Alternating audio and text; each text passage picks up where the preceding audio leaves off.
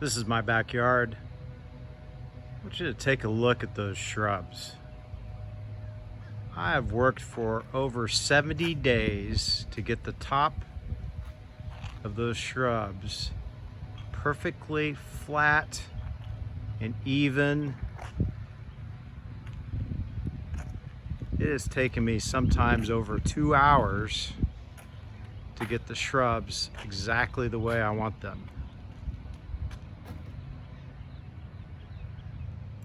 Hi, I'm Steve Schneeberger, Executive Director of Grow Ministries at St. Luke's.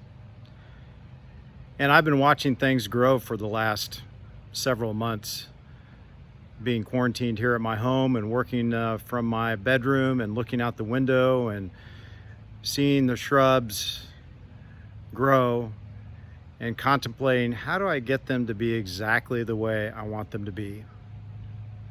I've had time to do that. I've had time to contemplate it. And I must say that the shrubs in my backyard look the best they've ever looked. They didn't do that just because I wished them to do that. I had to do a lot of cutting, a lot of pruning back, cutting out dead parts, and cutting them so far back that sometimes they look barren before they produce leaves.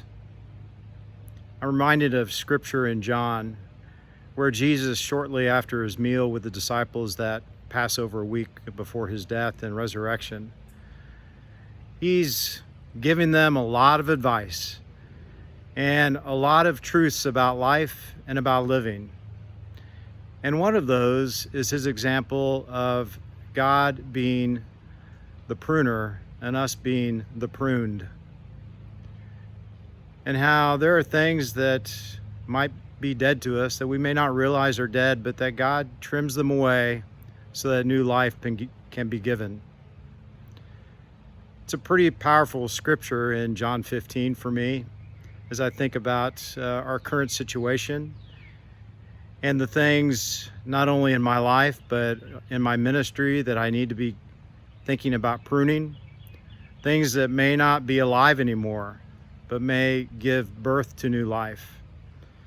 Things in my personal life that really won't work for me anymore that I may need to not do so I can do something new. How about you? What's something that needs to be pruned away in your life so that new life can be given? Will you let God do some pruning? I can guarantee you this, it'll be painful and it won't look good to start with. You'll have to wait for the growth to come back and look beautiful again. And that wait and patience is sometimes difficult.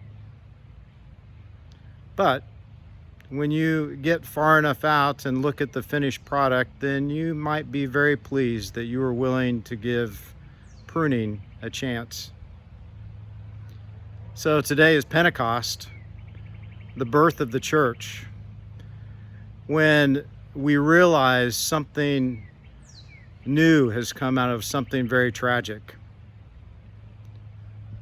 So how about if we see if we can relate our current circumstance to that? What new thing will come out of the tragedy of our current circumstance? What new thing will come out of the tragedies that we're seeing all around the world and in our country, and in particular this weekend in Minneapolis? What new hope can we even hope for? Well, our faith says that God is at work pruning away the bad and giving birth to new. So it's difficult, I know, but it's the hope that I've chosen to believe in. And it's the hope that I hope you choose also.